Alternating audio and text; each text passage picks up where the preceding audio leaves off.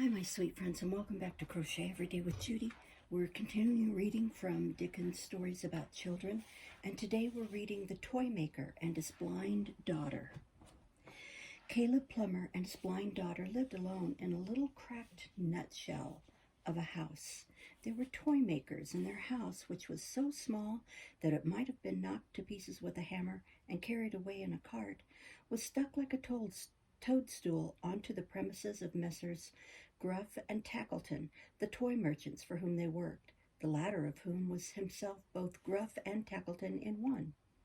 I am sailing, I am, I'm sorry, I am saying that Caleb and his blind daughter lived here. I should say Caleb did. His daughter lived in an enchanted palace which her father's love had created for her. She did not know that the ceilings were cracked, the plaster tumbling down, and the woodwork rotten, that everything was old and ugly and poverty-stricken about her, and that her father was a gray-haired, stooping old man, and the master for whom they worked a hard and brutal taskmaster. Oh dear no, she fancied a pretty, cozy, compact little home full of tokens of a kind master's care, a smart, brisk, gallant-looking father, and a handsome and noble-looking toy merchant who was an angel of goodness. This was all Caleb's doing. When his blind daughter was a baby, he had determined, in his great love and pity for her, that her deprivation should be turned into a blessing, and her life as happy as he could make it. And she was happy. Everything about her she saw with her father's eyes, in the rainbow-colored light with which it was his care and pleasure to invest it. Caleb and his daughter were at work together in their usual working room, which served them for their ordinary living room as well, and a strange place it was. There were houses in it, finished and unfinished, for dolls of all stations in life. Suburban tenements for dolls,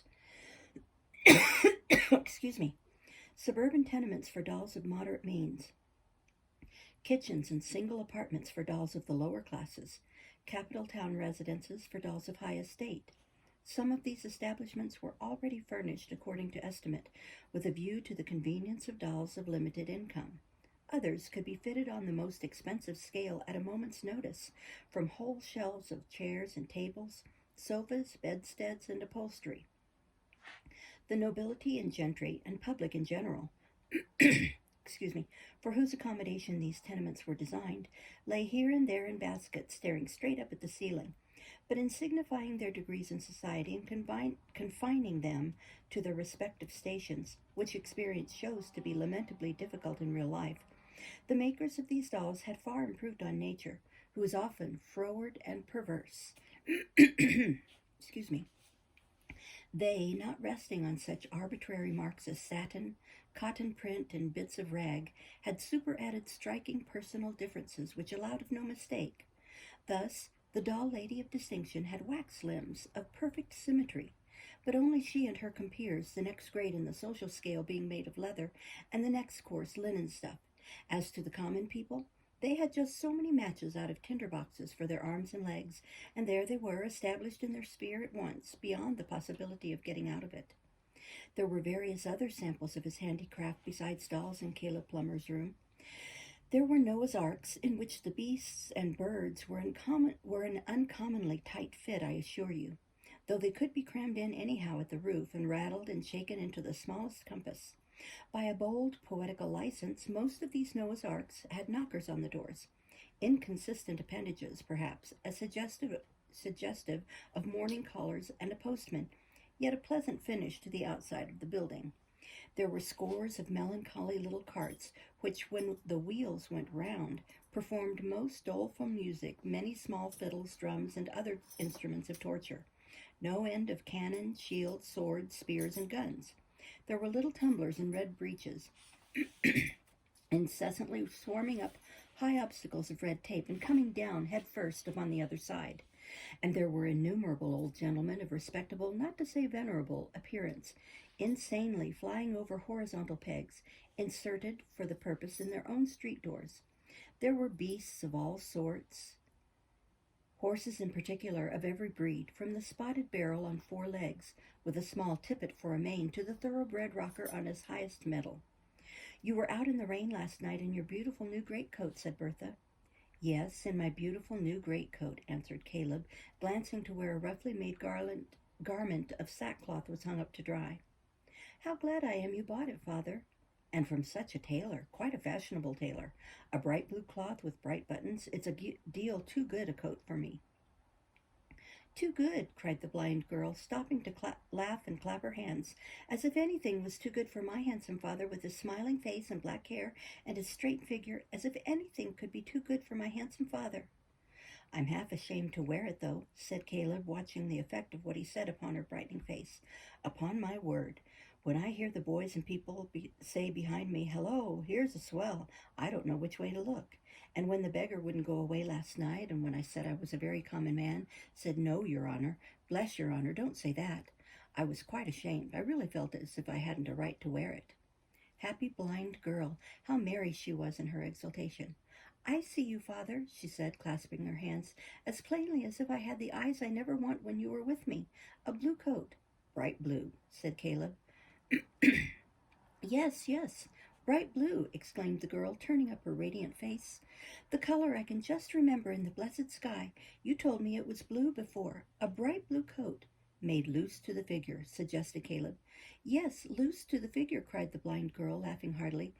"And in it you, dear father, with your merry eye, your smiling face, your free step, and your dark hair, looking so young and handsome." "Hello, hello," said Caleb. "I shall be vain presently." "I think you already are," cried the blind girl, pointing at him in her glee. "I know you, father. Ha, ha, ha. I found you out, you see." How different the picture in her mind from Caleb as he sat observing her. She had spoken of his free step. She was right in that. For years and years he never once had crossed that threshold at his own slow pace, but with a footfall counterfeited for her ear, and never had he, when his heart was heaviest, forgotten the light tread that was to render hers so cheerful and courageous. "There we are," said Caleb, falling back a pace or two to form the better judgment of his work, "as near the real thing as sixpenn'orth of halfpence is to sixpence. What a pity that the whole front of the house opens at once. If there was only a staircase in it now, and regular doors to the rooms to go in at. But that's the worst of my calling. I'm always deluding myself and swindling myself." "You are speaking quite softly. You are not tired, father?" "Tired," echoed Caleb with a great burst of animation. "What should tire me, Bertha? I was never tired. What does it mean?" To give the greater force to his words, he stopped himself in an imitation of two small stretching and yawning figures on the mantel shelf, who were represented as in one eternal state of weariness from the waist upwards, and hummed a bit of a song. It was a drinking song, something about a sparkling bowl, and he sang it with an air of a devil-may-care voice that made his father that made his face 1,000 times more meager and more thoughtful than ever. "What, you don't mean to say you're singing, do you?" said Tackleton, putting his head in at the door. "Go it. I can't sing." Nobody would have suspected him of it. He hadn't what is generally termed a singing face by any means. "I can't afford to sing," said Tackleton. "I'm glad you can. I hope you can afford to work, too. Hardly time for both, I should think." "If you could only see him, Bertha, how he's winking at me," whispered Caleb. "Such a man to joke. You'd think if you didn't know him he was in earnest, wouldn't you now?" The blind girl smiled and nodded. "I am thanking you for the little tree, the beautiful little tree," replied Bertha, bringing forward a tiny rose tree in blossom, which by an innocent deception Caleb had made her believe was her master's gift, though he himself had gone without a meal or two to buy it. "The bird that can sing and won't sing must be made to sing, they say," grumbled Tackleton. "What about the owl that can't sing and oughtn't to sing and will sing? Is there anything that he should be made to do?" "The extent to which he's winking at this moment," whispered Caleb to his daughter. "Oh, my gracious!" "Always merry and light-hearted with us," cried the smiling Bertha. "Oh, you're there, are you?" answered Tackleton. "Poor idiot!" He really did believe she was an idiot, and he founded the belief, I can't say whether consciously or not, upon her being fond of him. "Well, and being there, how are you?" said Tackleton in his grudging way. "Oh, well, quite well, and as happy as even you can wish me to be. As happy as you would make the whole world if you could." "Poor idiot," muttered Tackleton. "No gleam of reason, not a gleam." The blind girl took his hand and kissed it, held it for a moment in her own two hands, and laid her cheek against it tenderly before releasing it. There was such unspeakable affection and such fervent gratitude in the act that Tackleton himself was moved to say in a milder growl than usual, "What's the matter now?" Bertha, said Tackleton, assuming for once a little cordiality, come here. Oh, I can come straight to you. You needn't guide me, she rejoined. Shall I tell you a secret, Bertha? If you will, she answered eagerly. How bright the darkened face, how adorned with light the listening head. This is the day on which little what's-her-name, the spoiled child, Perrybingle's wife, pays her regular visit to you, ain't it? Said Tackleton with a strong expression of distaste for the whole concern. Yes, replied Bertha, this is the day. I thought so, said Tackleton. I should like to join the party. Do you hear that, Father? Cried the blind girl in an ecstasy. Yes, yes, I hear it, murmured Caleb with the fixed look of a sleepwalker. But I do not believe it. It's one of my lies, I've no doubt. You see, I want to bring the Perrybingles a little more into company with May Fielding, said Tackleton. I'm going to be married to May. Married, cried the blind girl, starting from him. She's such a confounded idiot, muttered Tackleton, that I was afraid she'd never comprehend me. Yes, Bertha, married. Church, parson, clerk, beadle, glass coach, bells, breakfast, bride cake, favors, marrowbones, cleavers, and all the rest of the tomfoolery. A wedding, you know, a wedding. Don't you know what a wedding is? I know, replied the blind girl in a gentle tone. I understand. Do you? Muttered Tackleton. It's more than I expected. Well, on that account I want to join the party and to bring May and her mother. I'll send a little something or other before the afternoon, a cold leg of mutton or some comfortable trifle of that sort. You'll expect me?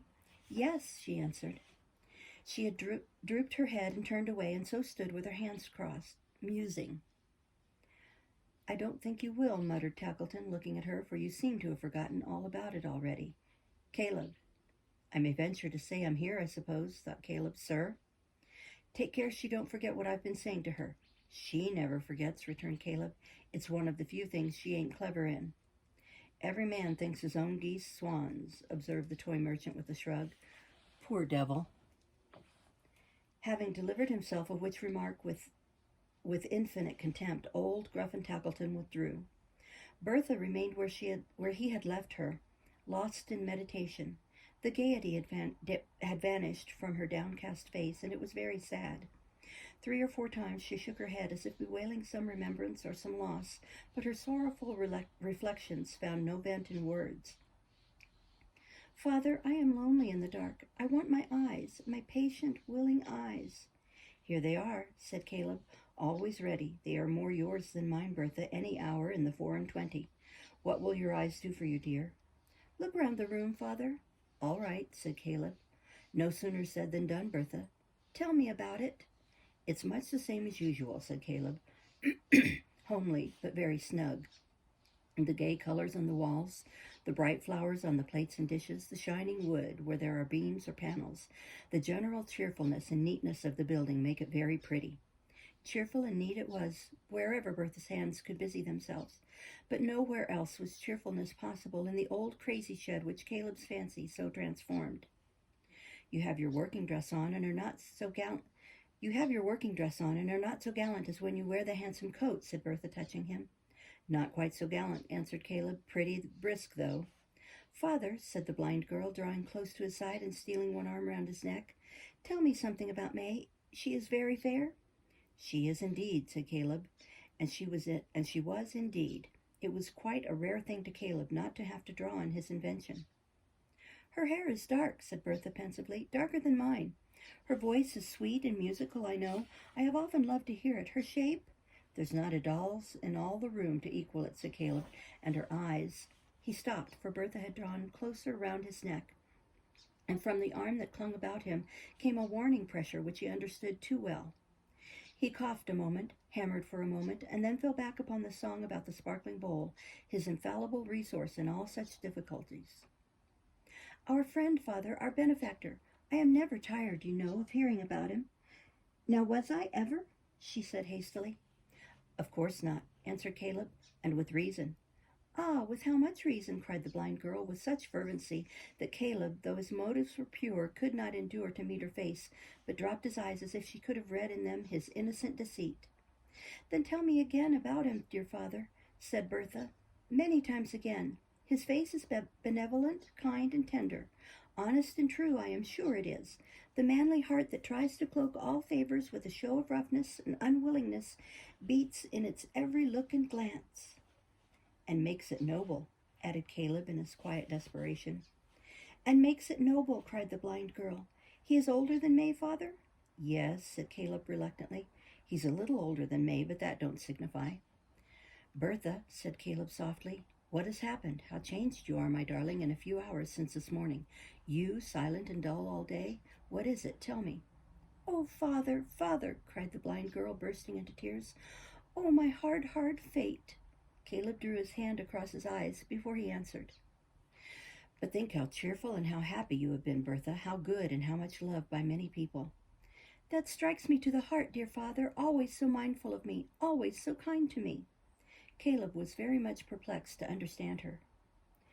To be blind, Bertha, my poor dear, he faltered, is a great affliction, but I have never felt it, cried the blind girl. I have never felt it in its fullness, never.